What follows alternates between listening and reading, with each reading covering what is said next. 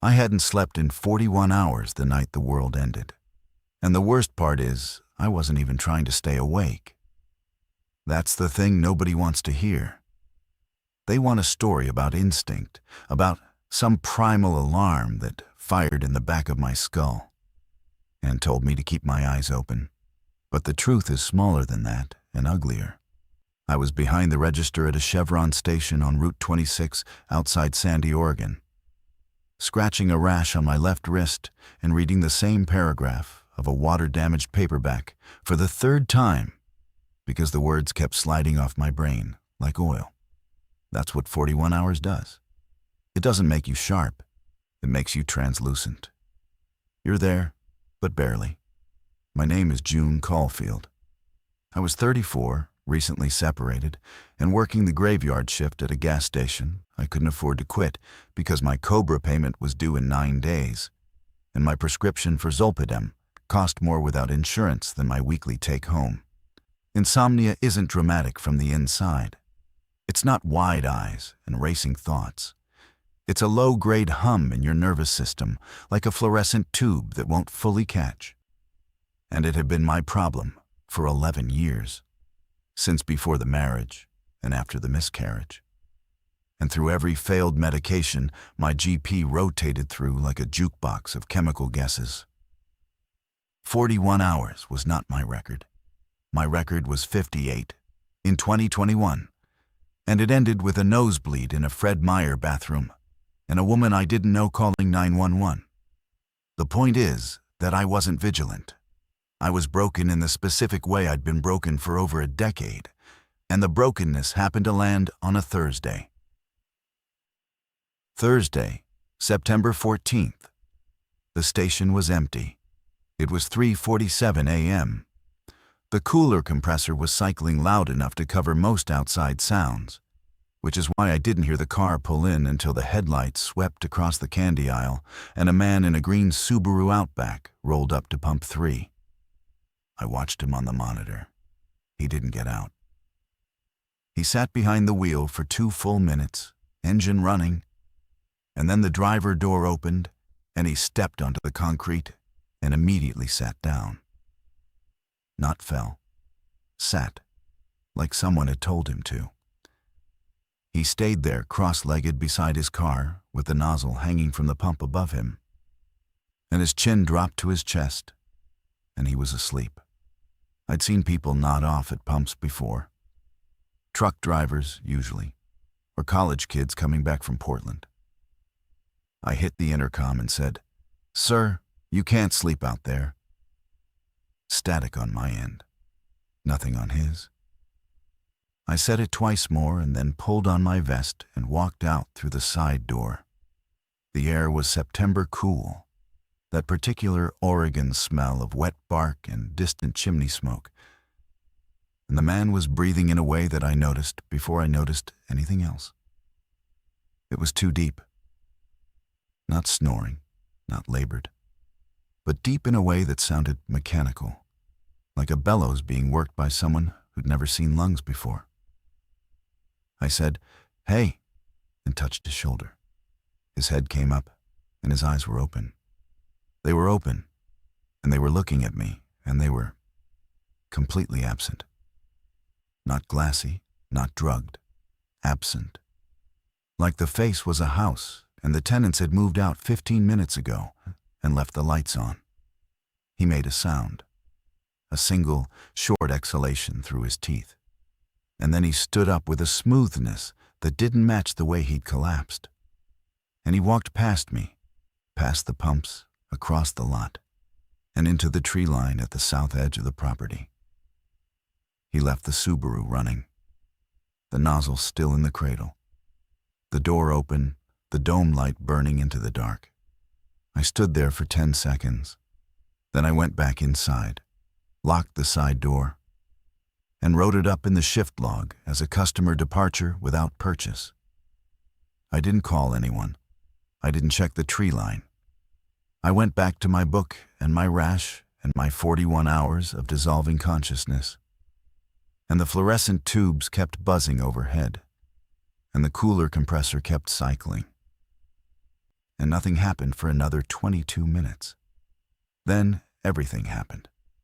At 4:09 a.m., a Clackamas County Sheriff's cruiser pulled into the lot with its light bar off but the dash camera blinking. The deputy, I could read his tag later on the security footage, Rowan, left the engine running and walked in and asked if I had a television. I pointed to the 9-inch set on the back shelf we used for weather during ice storms. He turned it on and cycled through channels until he found a Portland affiliate that was still broadcasting, and what I saw on the screen didn't make sense because my brain was running on fumes and the images looked like a movie played at the wrong speed. An overhead helicopter shot of a residential street in Gresham, police vehicles at both ends, people on lawns, not standing on lawns, sitting, kneeling, lying flat on their backs in the grass, some of them moving, some of them still.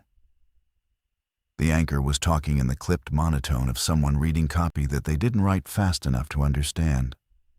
And the words I caught were neurological event, mass casualty protocol, shelter in place. "When did you last sleep?" Rowan said. I looked at him. "What?" "Sleep. When did you last sleep?" I thought about lying.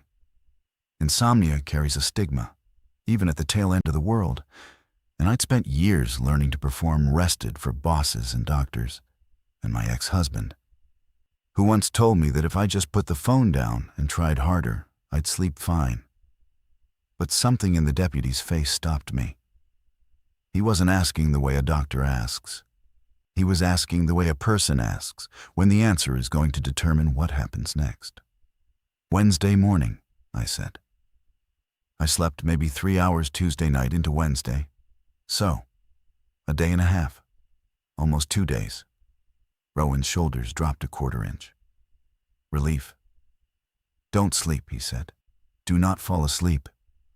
The television showed a second aerial shot now. A hospital parking lot. People lying between cars like debris after a flood. "Everyone who went to sleep tonight woke up wrong," he said. "Not everyone, but enough. We got the first calls around 2 a.m. domestic disturbances. People waking up and attacking family members, walking out of their houses, clusters forming in intersections. And then more. And then it wasn't domestic disturbances, it was the whole east side of the county. Whatever this is, it happens during sleep." I thought about the man at Pump 3, the way he'd sat down in one kind of body and stood up in another.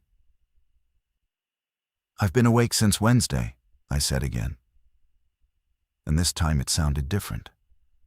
It sounded like something worth saying. Rowan stayed for 7 minutes. He gave me his card, which was useless.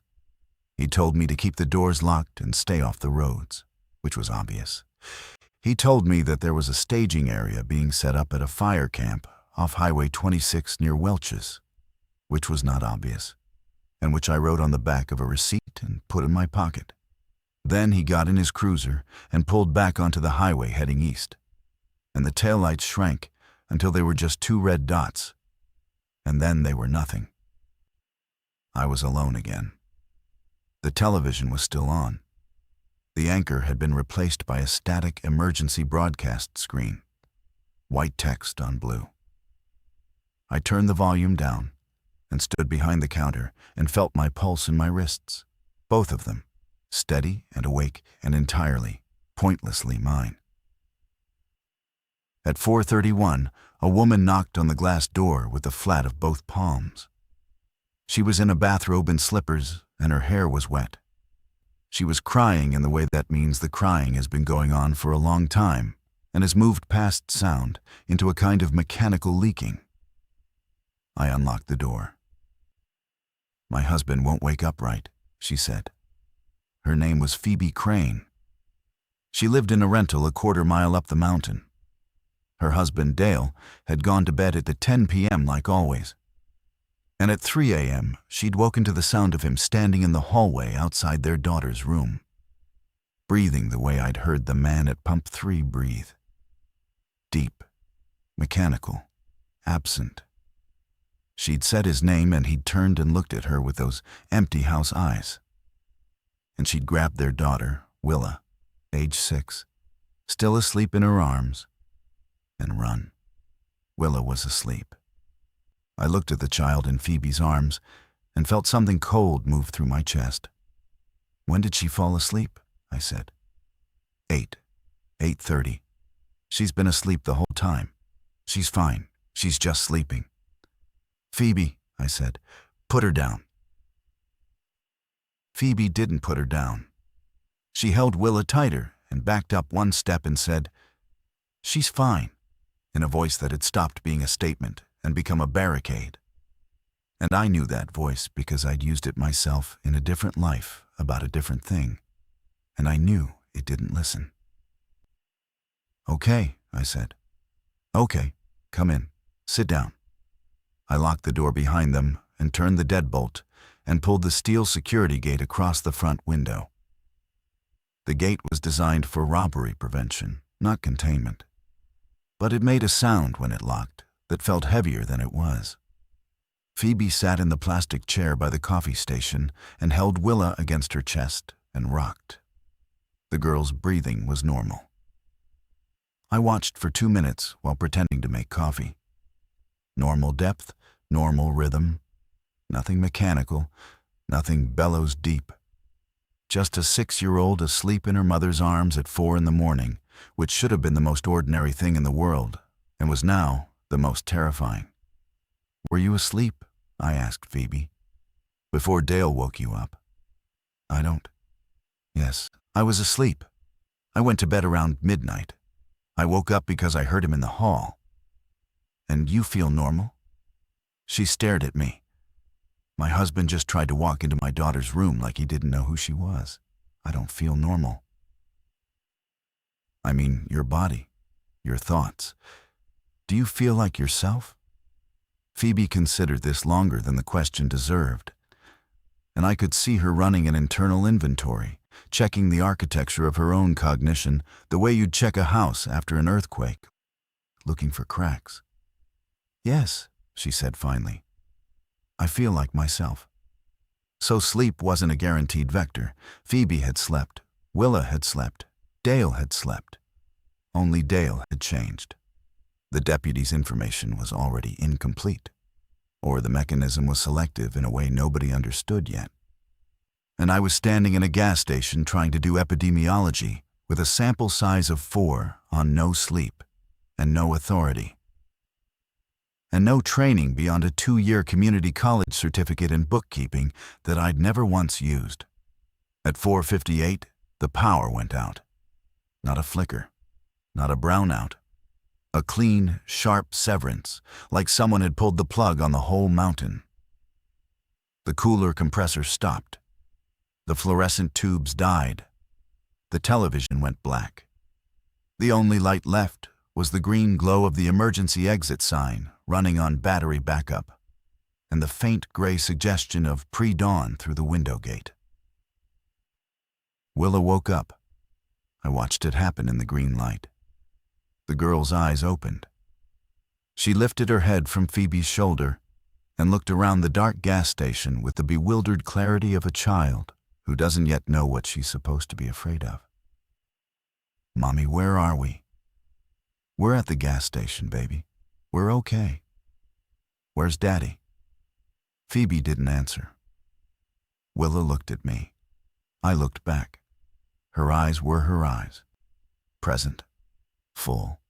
A little annoyed at being in a gas station at 5 in the morning, which struck me as the most human response anyone had produced in the last hour. "She's okay," I said. And this time I meant it. Phoebe started crying again. And this time, it was the loud kind. The kind that means something has released. And I let her cry because there was nothing useful to do with comfort that would be better than letting the sound fill the room and then drain out of it. I turned away and looked through the security gate at the parking lot.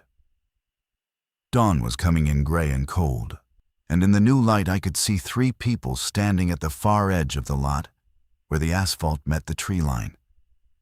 They were standing perfectly still, evenly spaced, about 8 feet apart. They were facing the station. They weren't doing anything. They were just standing there, breathing. By 7 a.m., there were 9 of them at the tree line.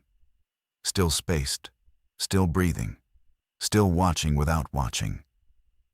They hadn't moved closer, but they hadn't moved away. And the consistency of the distance, always that same 40 or 50 feet from the building, felt worse than a charge would have. A charge has an arc. It starts and it ends. This was just pressure. Ambient, patient, tidal. I'd pulled the steel gate fully down and locked the service door with the interior bolt, and moved Phoebe and Willa to the stockroom at the back of the station, where there were no exterior windows and the walls were cinder block. We had inventory. Bottled water, enough for a week if we rationed. Packaged food. Jerky, nuts, granola bars, the caloric architecture of road trips. 2 flashlights, one with dying batteries. A first aid kit from 2019 with most of the Band-Aids missing, and an expired bottle of ibuprofen. My phone, which had lost signal at 5:12 and hadn't recovered it. Phoebe's phone was in her bathrobe pocket.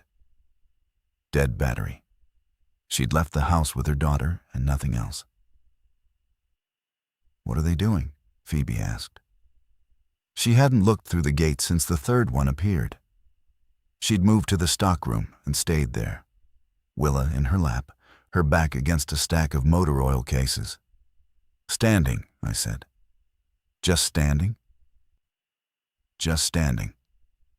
Dale used to do this thing where he'd stand in the kitchen for like 5 minutes, just staring at the coffee maker before he turned it on, like he had to plan the whole thing out first. She paused. "That's not what this is?" "No." "Do you think he's one of them? Out there?" "I don't know. He'd have to walk a quarter mile. He doesn't even like walking to the mailbox." This was grief dressed as small talk. And I let it stand because it was the first full minute she'd gone without shaking. At 7:40, a truck appeared on Route 26. A white Ford F250 with a contractor rack on the bed, moving fast from the west. And for a moment the 9 figures at the tree line turned their heads in unison. A single mechanical sweep, like satellite dishes tracking a signal. And then they turned back to the station. The truck slowed, pulled in, parked between pumps 1 and 2. A man got out of the driver's side, and a woman got out of the passenger side, and a teenage boy unfolded himself from the rear cab, with the slow caution of someone who'd been holding the same position for too long. The man was mid-50s, broad, wearing a canvas jacket with sawdust on the cuffs. He looked at the tree line. He counted them. I watched his lips move. Then he walked to the station door and knocked. "Are you awake?" he called through the glass. Not "Are you open?" or "Are you there?" "Are you awake?" I opened the door. His name was Harlan Voss. The woman was Nora, his wife. The boy was Caleb, 16, their nephew. They'd been driving since 4 a.m. from a construction site near Rhododendron, where Harlan and Caleb had been pulling an all-night framing job, a custom house on a deadline. Client wanted it dried in by October. And Nora had driven out at 3:30 a.m. to bring them food because she couldn't sleep. Couldn't, not didn't. She had her own version of what I had. She told me this in the stockroom, standing next to the motor oil. And when she said the word insomnia, she looked at me the way people with the same disease look at each other in waiting rooms. "How long for you?" she asked. 43 hours now, I said, give or take. I'm at 26. I don't sleep well. I never have. Harlan and Caleb had been awake because of work. Nora and I had been awake because of failure. Phoebe had been asleep and woke up normal. Willa had been asleep and woke up normal. The deputy had been awake because he was on shift. The man at pump 3 had been asleep in the wrong way at the wrong time. The rules were inconsistent, and the inconsistency was the cruelest part, because it meant you couldn't engineer safety out of behavior. You could only have been lucky. Harlan was not a man who sat still.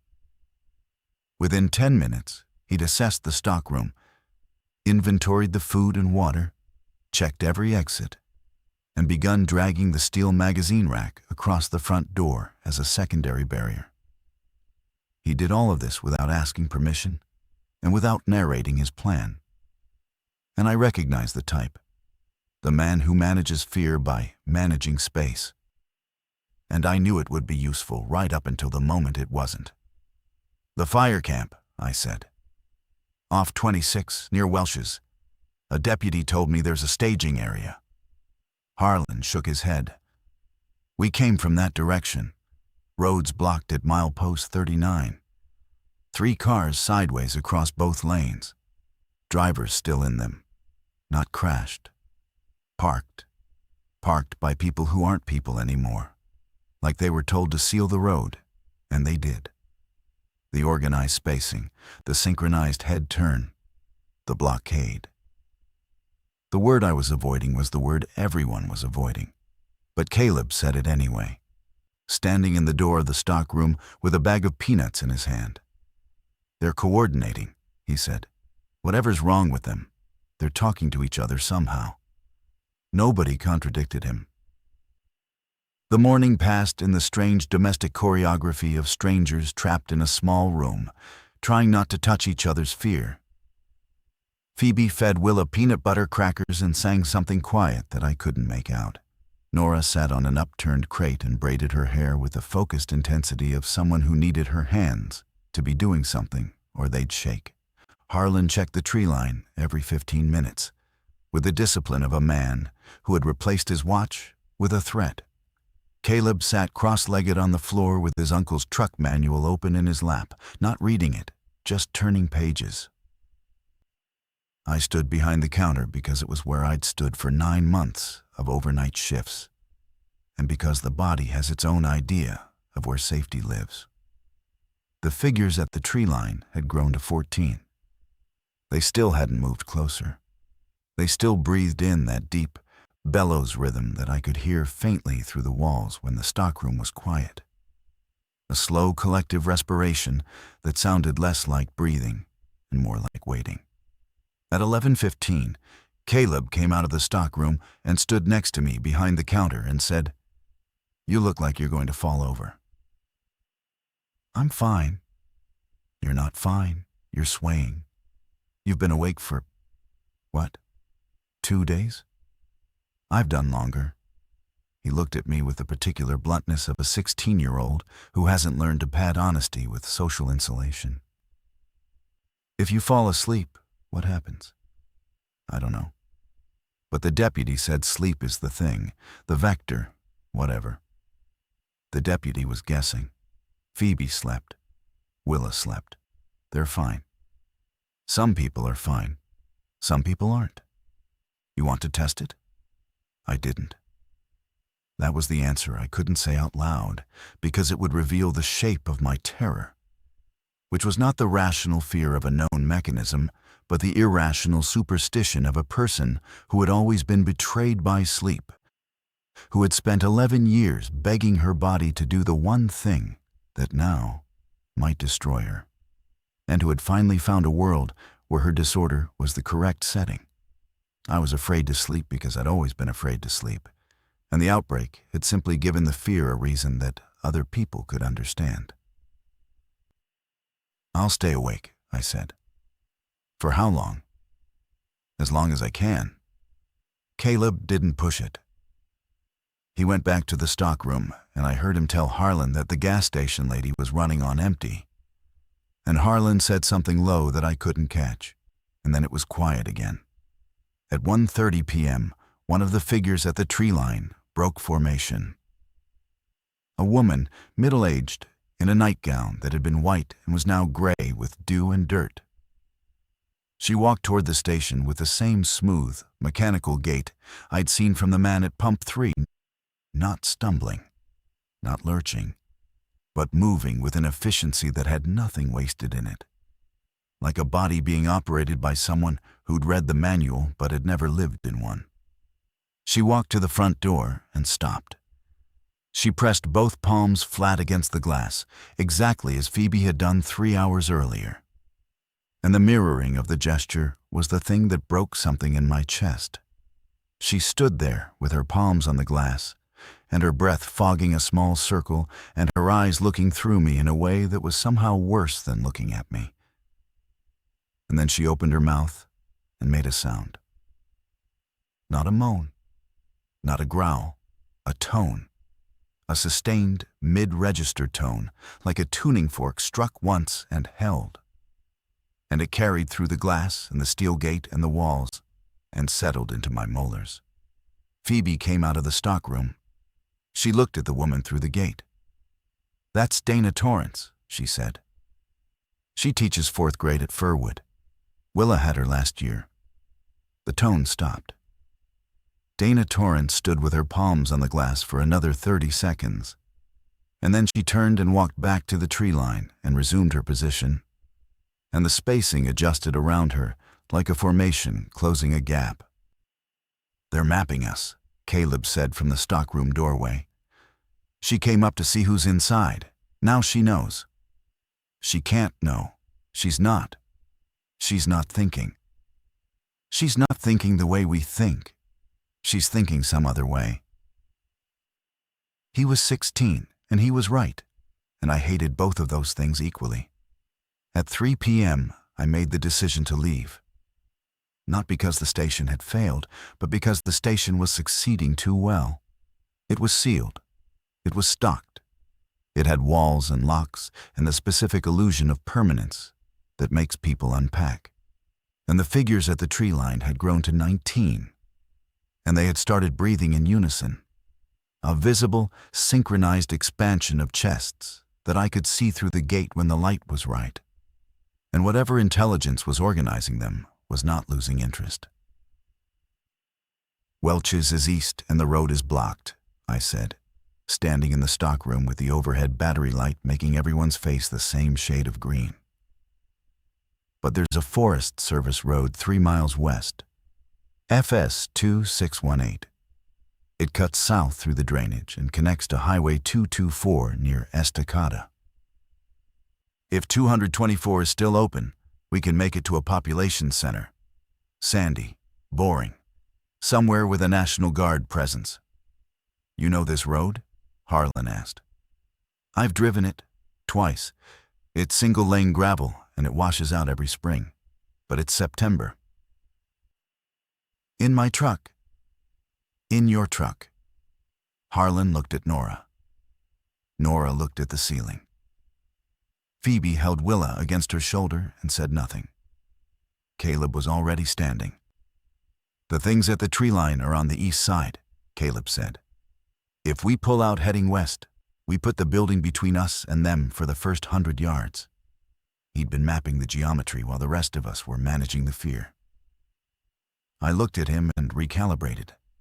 16 was a number, not a measure of capacity. We left at 3:22 p.m. Harlan drove. Nora rode shotgun. Phoebe and Willa sat behind them. Caleb and I sat in the rear cab with the window cracked 1 inch because I needed the air to stay awake and Caleb needed to listen. I took 2 bottles of water, 4 granola bars, and the receipt with the deputy's fire camp note on it.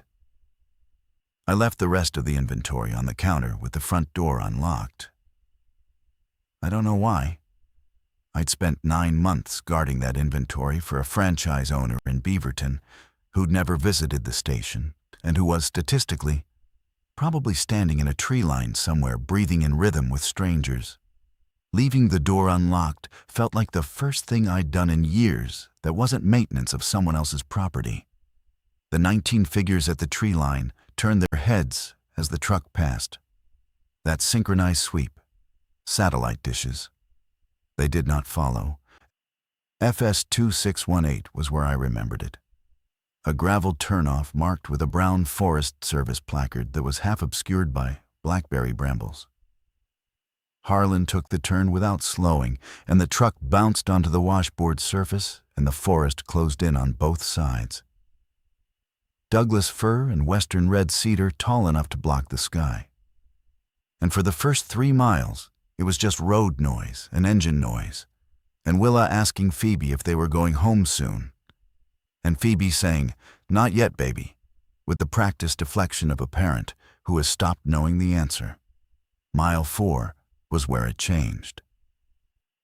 The road curved around a drainage culvert, and Harlan braked hard enough that Willa slid off the seat, and Caleb caught her by the arm before she hit the floor. Ahead of us, in the middle of the gravel road, 4 people sat cross-legged in a row. They were facing the truck.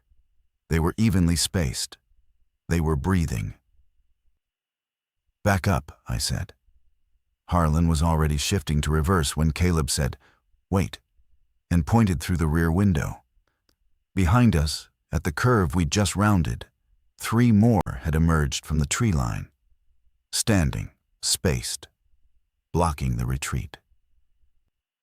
We were boxed on a single-lane forest road with no shoulder and no turnout, and the 4 in front and the 3 behind were doing absolutely nothing, which was exactly the problem, because nothing is not a threat you can respond to. Nothing is a condition you have to wait inside, and waiting was the one thing I could not afford to do, because I was 47 hours awake and the edges of my vision had started to soften in the way that meant my brain was beginning to shut down, whether I consented or not. I can push through them.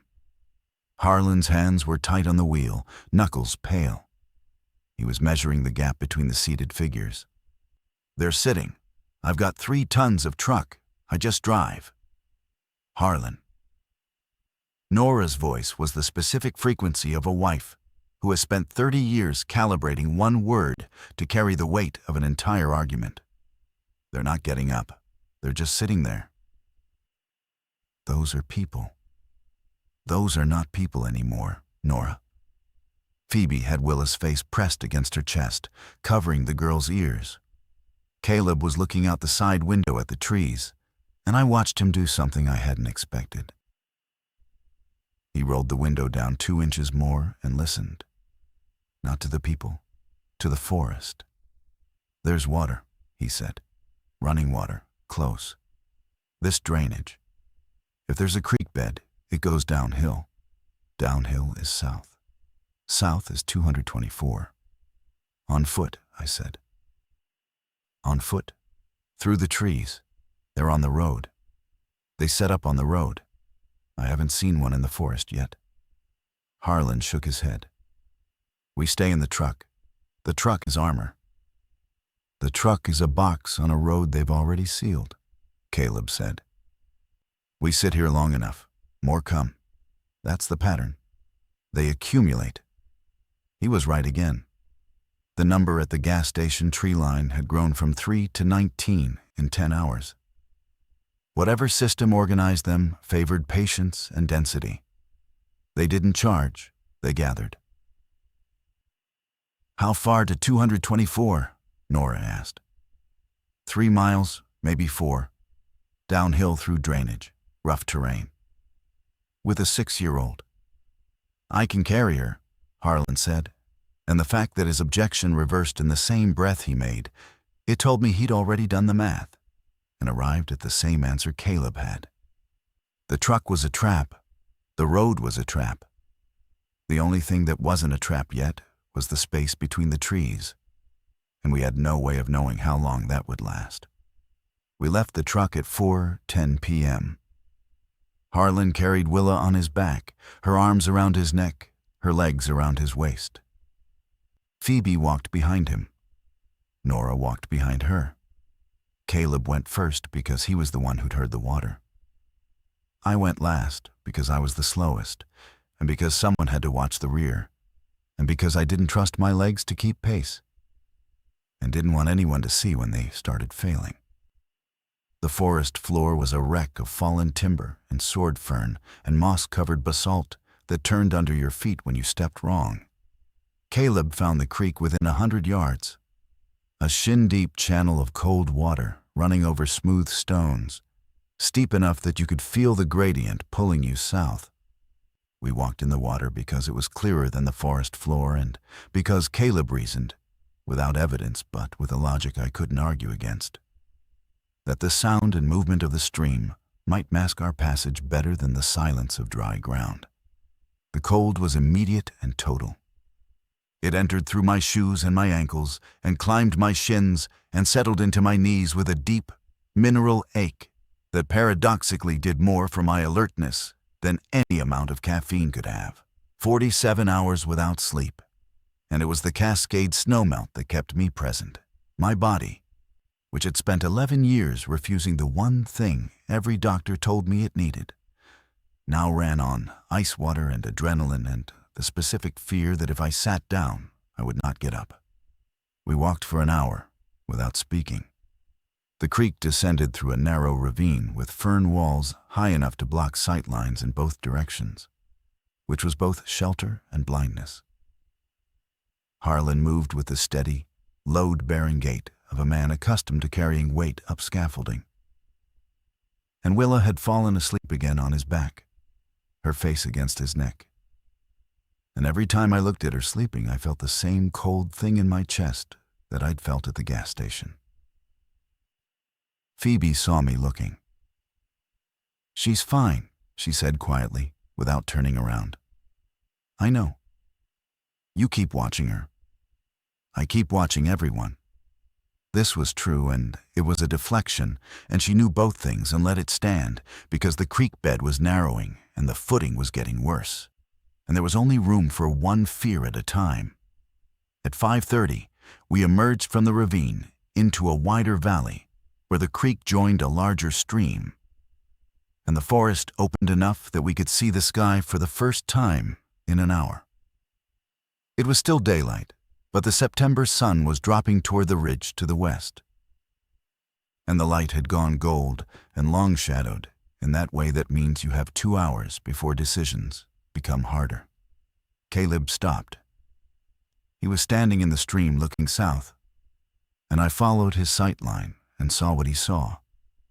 A wooden footbridge, Forest Service construction, crossing the stream about 200 yards ahead. And on the bridge, standing, evenly spaced, 4 figures. "They're ahead of us," Nora said. Not a question. "They're everywhere," Caleb said. "They're not following us. They were already here." This was the revision that broke my model. I'd been operating on the assumption that we were fleeing a specific group. The 19 at the tree line, the 7 on the road.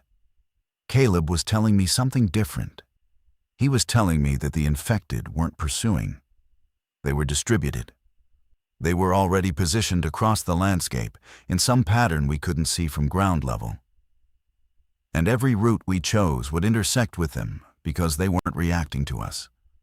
They were occupying the terrain the way weather occupies the terrain, everywhere at once, not directed, but ambient. "We go around the bridge," Harlan said. "And if there are more around the bridge, then we go around those too." We left the stream and moved through the trees on the east side of the valley, staying 200 yards from the bridge, keeping the 4 figures in peripheral sight. They didn't turn. They didn't track us. They stood on the bridge and breathed and faced south. And their indifference was more destabilizing than any pursuit would have been, because it suggested that we were not important enough to chase. We were already inside whatever they were building. We just hadn't recognized the walls yet. The valley floor was easier walking. Flat, dry, carpeted in brown needles. Willa was awake again and walking on her own, holding Phoebe's hand. And she was doing the thing children do when they've been scared long enough that the fear converts to a hyper-alert curiosity. Her eyes tracking every branch snap and bird call with a focus that looked almost clinical. She didn't complain. She didn't cry. She walked and she watched. And once she tugged Phoebe's hand and pointed to a cluster of chanterelle mushrooms growing from a rotting log and said, Those are the ones Daddy picks.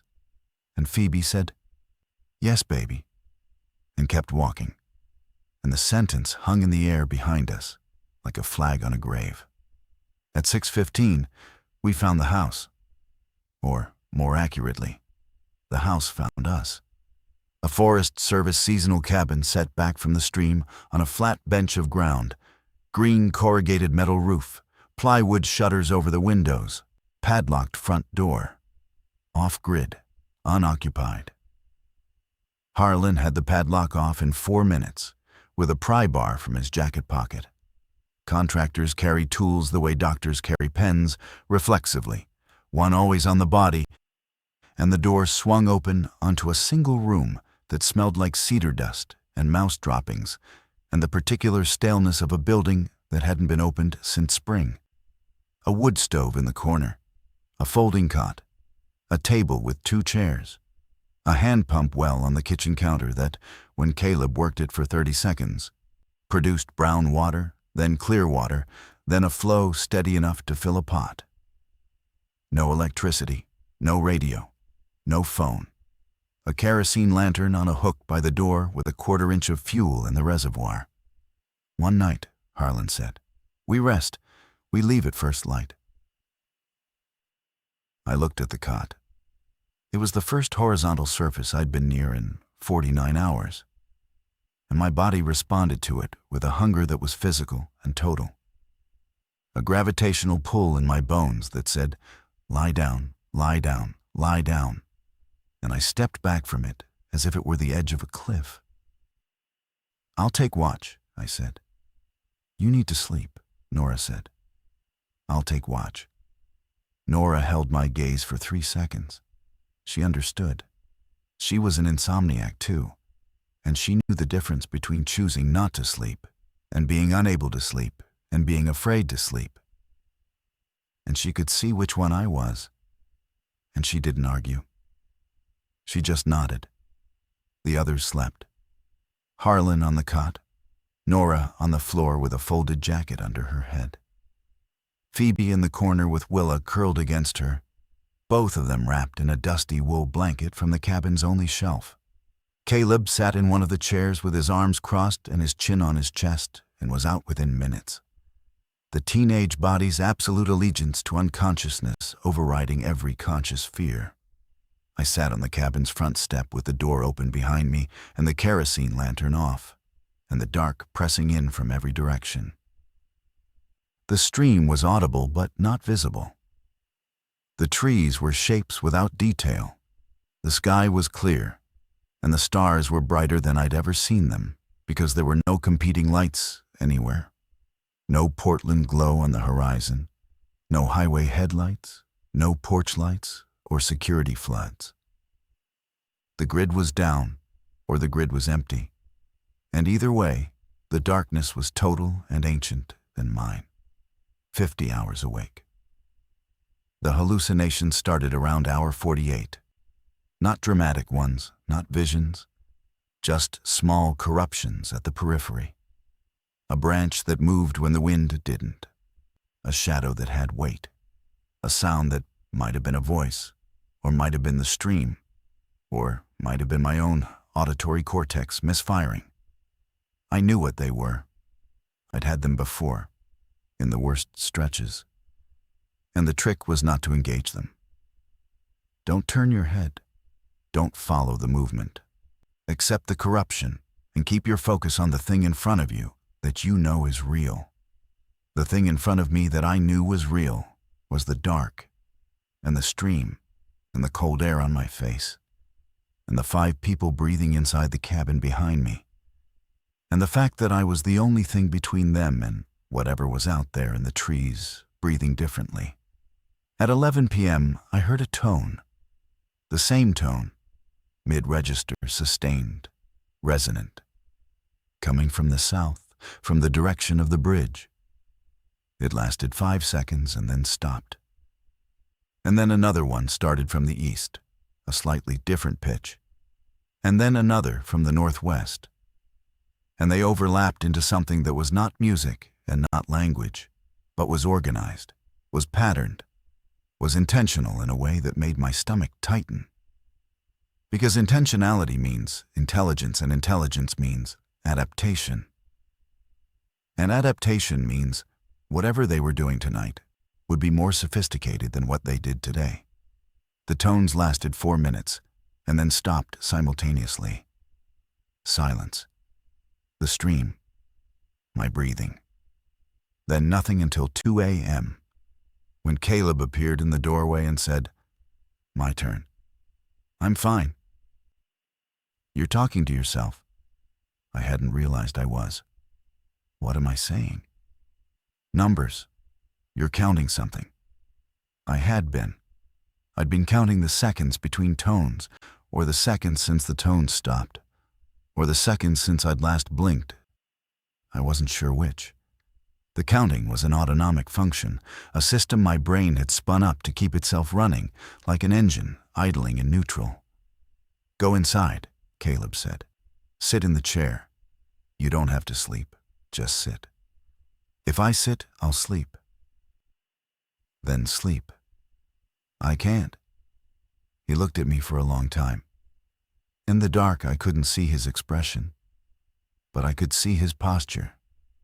And his posture was patient in a way that most adults are not patient with insomnia, because most adults believe that sleep is a choice, and that choosing not to make it is a kind of stubbornness. Caleb stood in the doorway at 16 with his hands in his pockets and waited. And when I didn't move, he sat down beside me on the step. "My mom was like you," he said. "She couldn't sleep. She tried everything.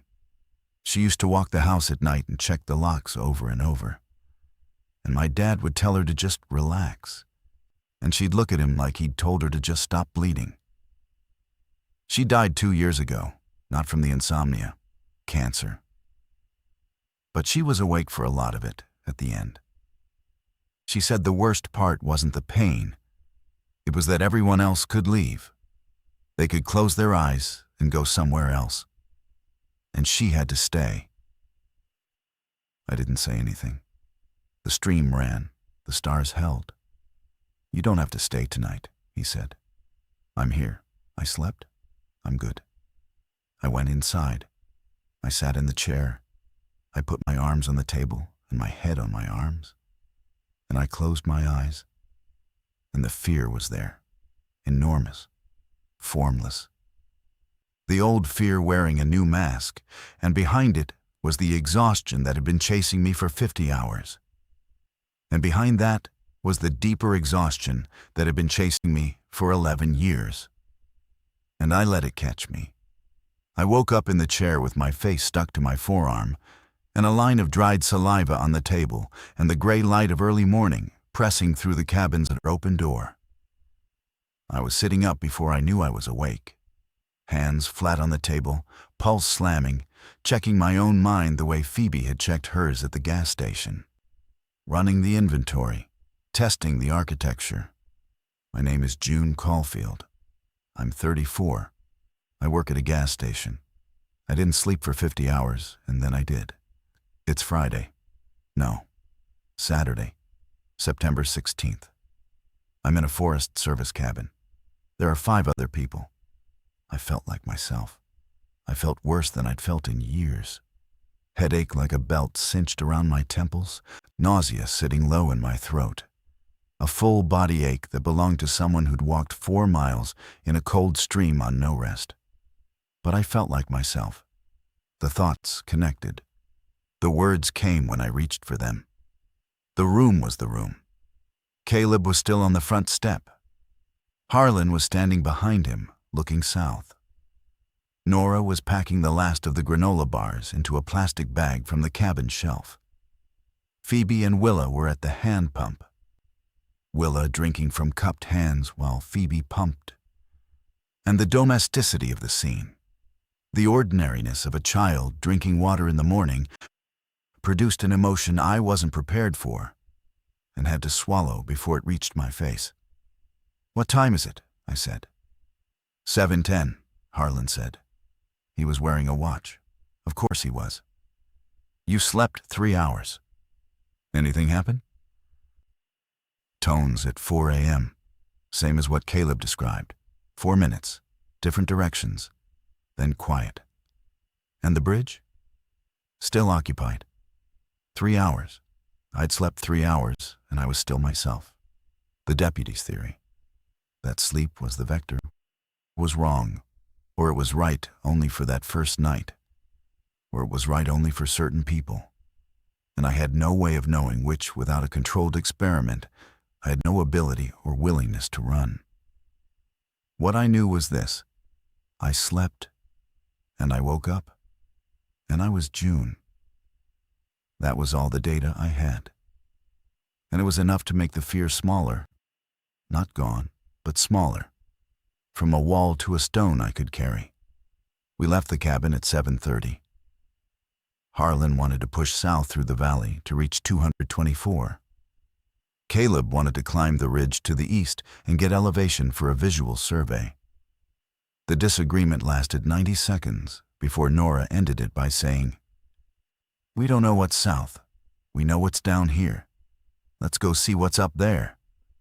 Nora had a specific authority that I watched the others respond to without naming. It wasn't volume. It wasn't argument. It was the authority of a person who had spent a long time being awake while others slept, who had walked the house checking locks in the dark, who had lived inside the gap between what the rested world believed and what the sleepless world knew. She made decisions from the place I recognized, the place where you've been conscious long enough that the fear has burned down to something clean and structural, like rebar after a fire. And what's left is just the load-bearing truth of what needs to happen next. We climbed. The ridge took 90 minutes. Steep, loose volcanic soil under a canopy of mountain hemlock that thinned as we gained elevation until we broke out above the tree line onto an exposed granite spine with a view in every direction that I will carry for the rest of my life. South, the valley we'd walked through, the creek glinting in the morning sun, the bridge still occupied by 4 figures we could now see from above, small and still and precise. Beyond the bridge, the valley opened into the broader drainage of the Clackamas River. And I could see Highway 224, a gray thread on the far side of the drainage. And on the highway, vehicles, dozens of them, stationary, arranged in the same deliberate, evenly spaced pattern I'd been seeing since the man sat down at Pump 3. East, more ridges, more forest, more of the Cascade stacking up toward Mount Hood, which stood in the morning light looking the same as it always had. White and permanent and indifferent to everything happening at its feet. West, the foothills descending toward the Willamette Valley, and in the far distance, a smudge that might have been sandy. And beyond it, a larger smudge that might have been the edge of the metro area. And above both smudges, columns of smoke. Not wildfire smoke. Darker, blacker, rising in discrete vertical pillars from specific points, structures burning individually in a grid that was no longer being served. North, the route we'd come from, the gas station somewhere below the canopy, Route 26 invisible under the trees, and on the closest ridge to the north, a quarter-mile away, on a parallel spine of granite, a figure, standing, facing us. One figure, still, breathing. "It's just one," Phoebe said. "It only takes one to know where we are," Caleb said. "And if one knows, they all know." He'd been developing this theory through observation, not study. He was 16, and he'd spent 24 hours watching something no textbook described. And what he'd built from that watching was a model. The infected were nodes in a network. Sensory information gathered by one was available to all. The tones at night were synchronization, not communication. Not messages, but alignment. The way a flock of starlings moves as one body through a series of micro-adjustments that no single bird directs. "They don't chase," he said. sitting on the granite with his legs hanging over the edge and a view of 20 miles in front of him. They position. They set up in places we'd want to go. Roads, bridges, water sources, clearings. They don't need to chase because they're already there. So how do we get past them? Harlan asked. We go where they don't expect people to go.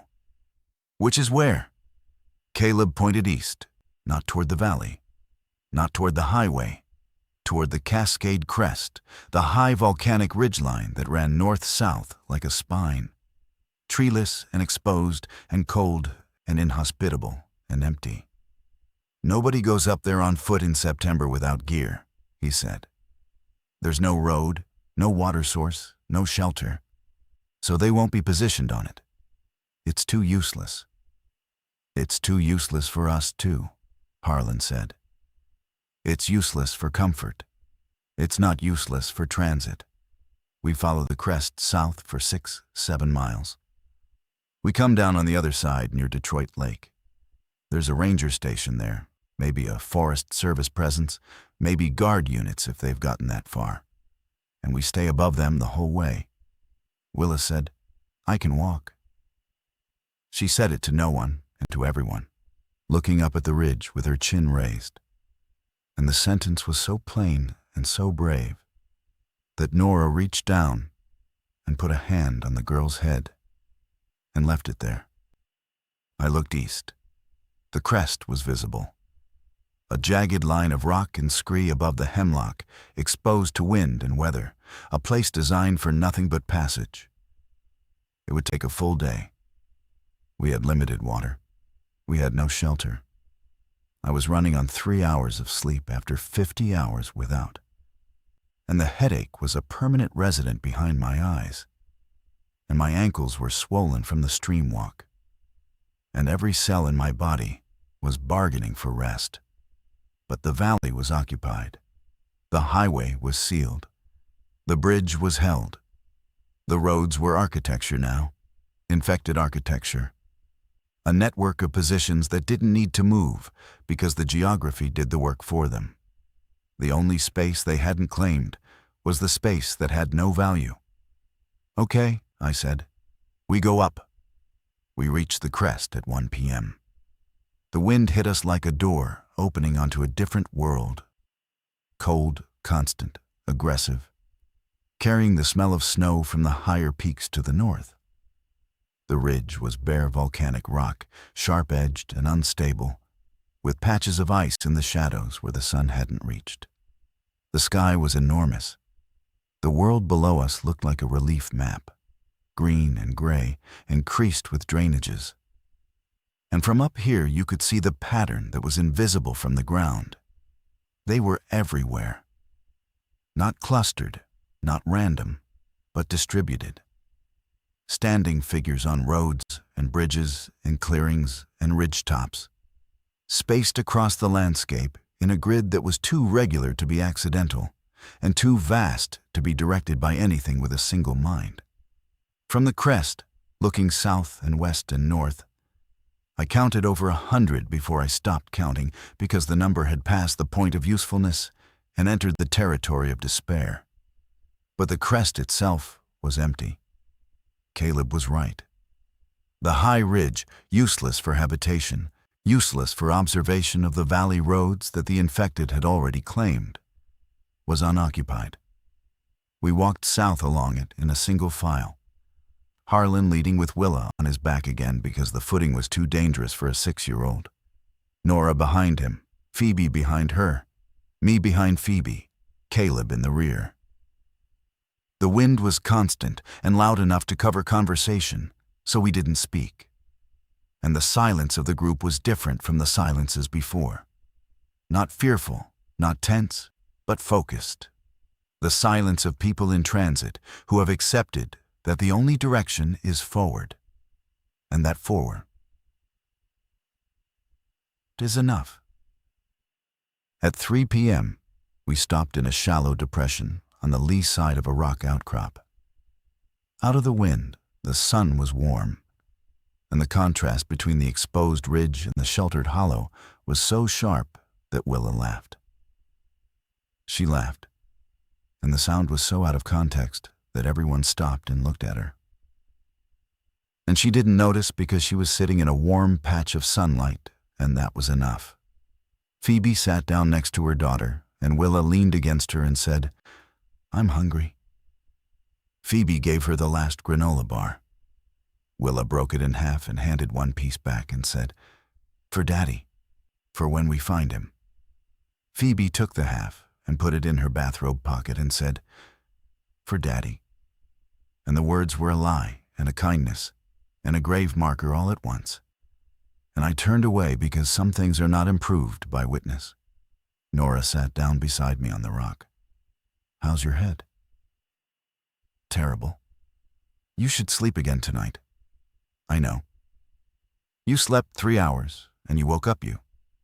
That's evidence. That's one data point. In a world with no data, one point is a feast." She smiled, and the smile was the tired, lopsided smile of a chronic insomniac who has just made the only insomnia joke that has ever been funny in the history of the condition. You know what's strange? I spent 20 years wishing I could sleep like a normal person. And now I'm grateful I never could. Me too. It's the worst superpower. It's the only one I've got. She put her hand on my knee and left it there. And the weight of it was warm and specific and human.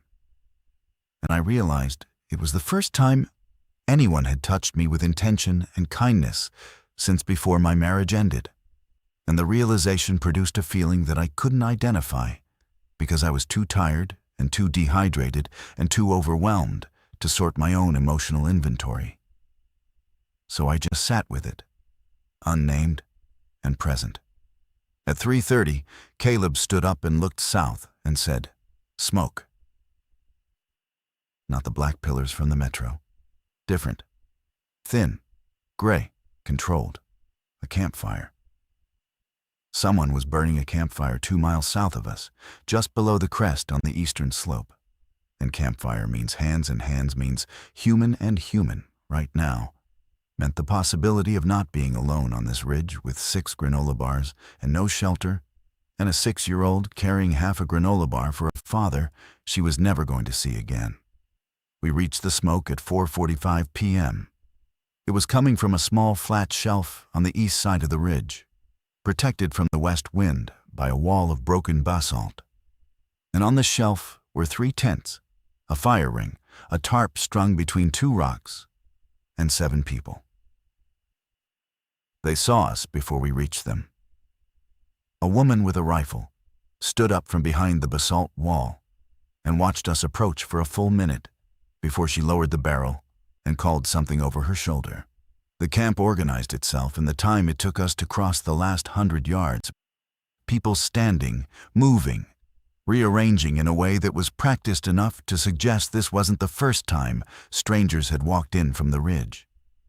The woman with the rifle was named Margot Solano. She was a wilderness EMT from Estacada, who had been running a weekend field medicine course on the mountain when the outbreak reached the area.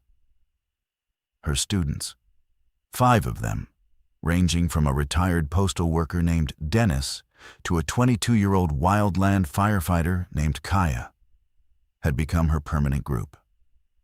The 7th person was a man named Oliver, who had walked up from Detroit Lake 2 days earlier with a broken wrist wrapped in duct tape and a detailed account of the ranger station below.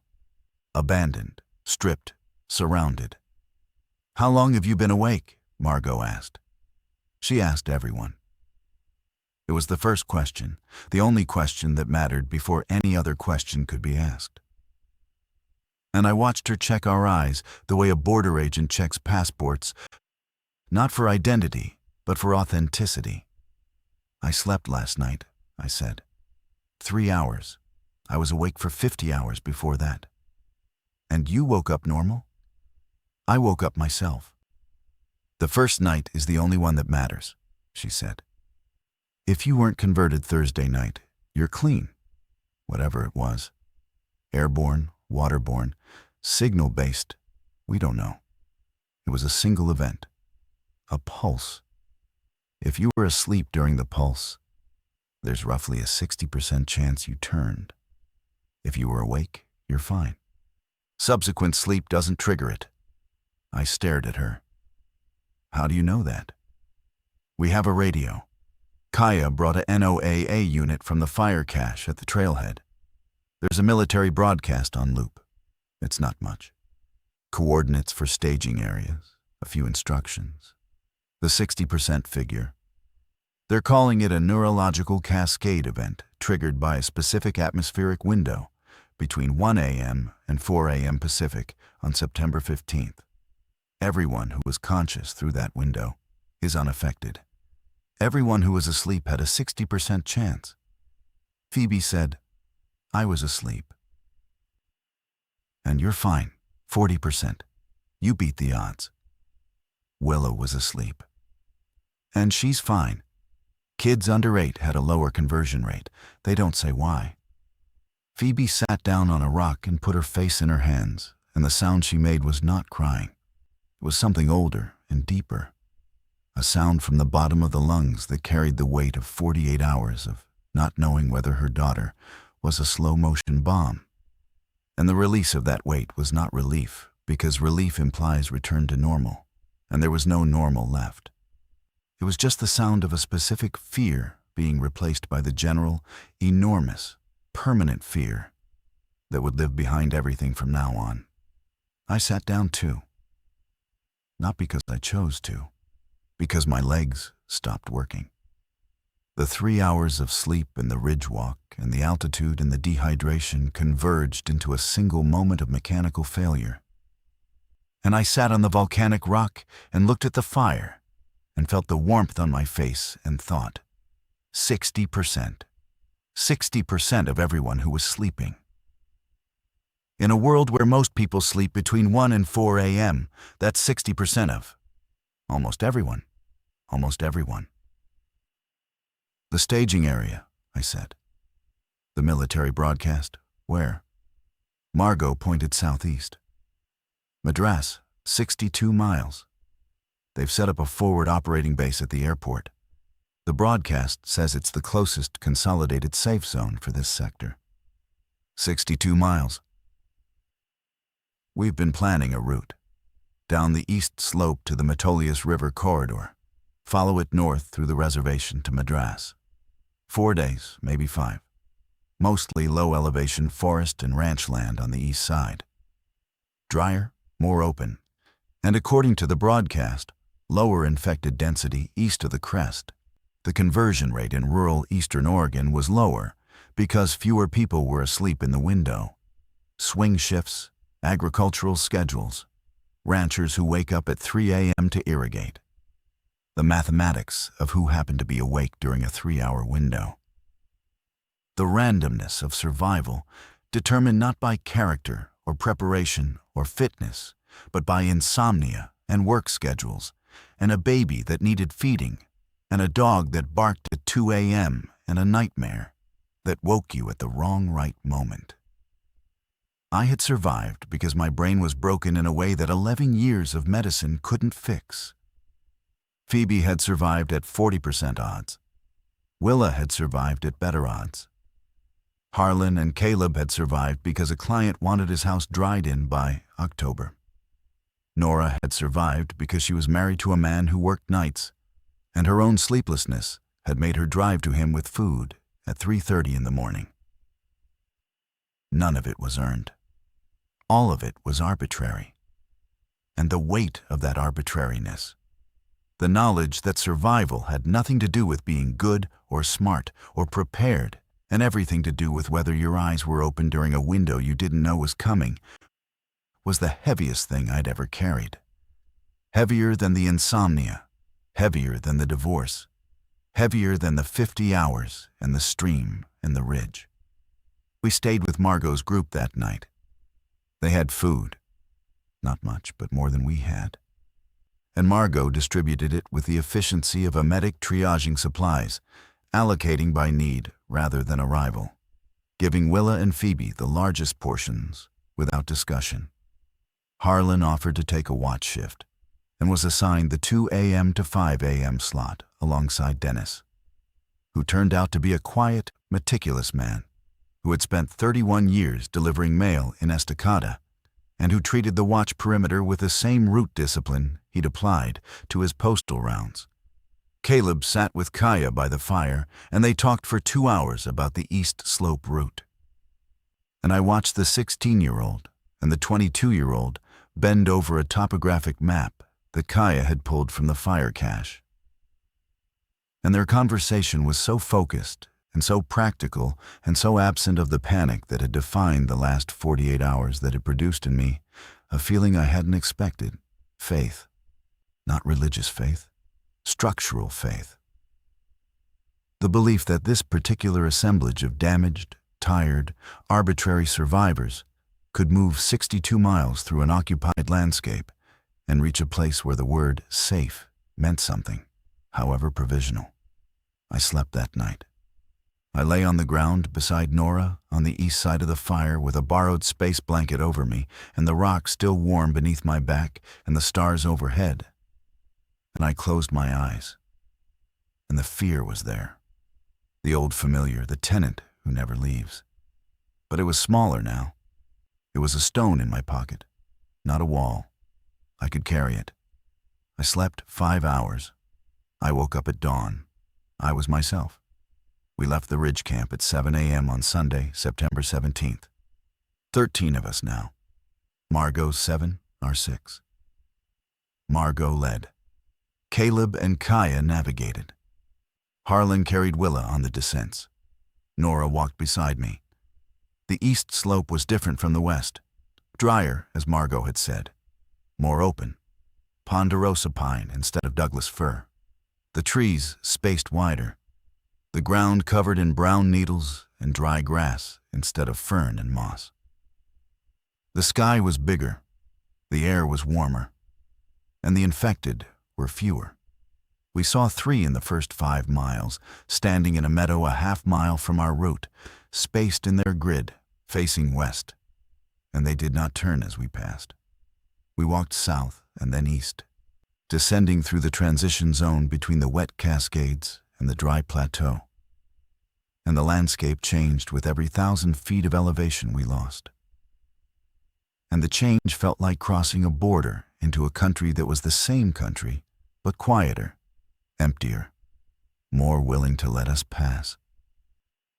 On the second night, camped beside a dry creek bed on the edge of the Warm Springs Reservation, Nora asked me a question I hadn't expected. "Are you going to keep not sleeping after this?" I was lying on my back looking at stars that I could now watch without counting. "I don't know," I said.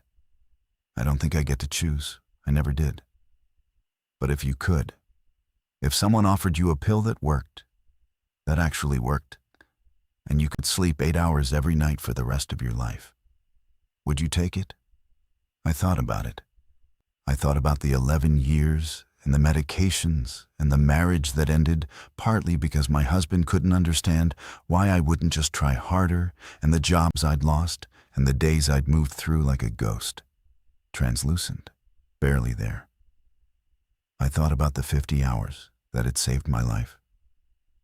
I thought about the 3 hours in the cabin and the 5 hours on the ridge, and the fact that both times I'd woken up myself.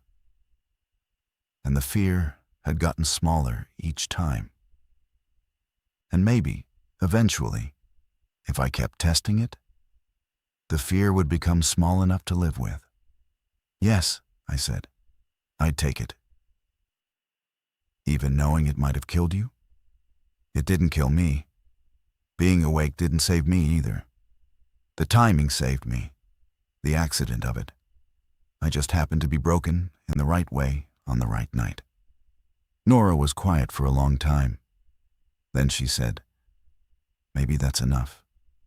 Maybe being broken in the right way at the right time is just another word for lucky. And maybe lucky is just another word for alive." We walked for 4 more days. On the morning of the 5th day, September 21st, we came over a low rise in the dry grass east of the Deschutes River. and saw the Madras airport below us. A chain-link perimeter, military vehicles, tents in rows, a helicopter on the tarmac, and a line of people at a gate where someone in uniform was checking eyes and asking the only question that mattered. "How long have you been awake?" They processed us through intake in groups of 4. Name, date of birth, last known sleep time on September 14th to 15th. They checked our pupils with a penlight. They asked us to count backward from 20. They asked us to name someone we loved.